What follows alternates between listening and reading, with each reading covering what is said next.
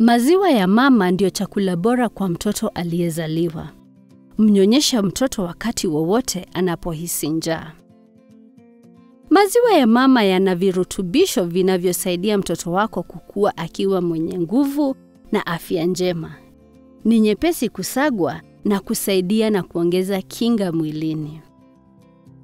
Maziwa ya kwanza ya mama ni nzito na inajivuta na ni nzuri kwa afya ya mtoto wako.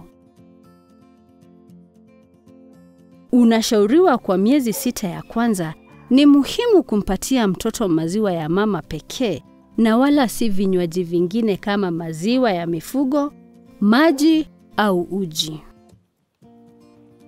Baada ya miezi 6, unashauriwa kwanza kumpa vyakula vingine, lakini zidi kumpea maziwa ya mama kwa muda mrefu iwezekanavyo. Endelea kukula chakula chenye afya na kukunywa maji ili kusaidia utoaji wa maziwa na kukupa nguvu.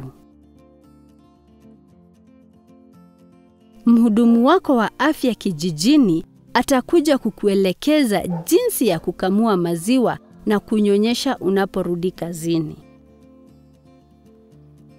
Maziwa ya mama ndio kianzilishi kizuri kwa maisha ya mtoto wako.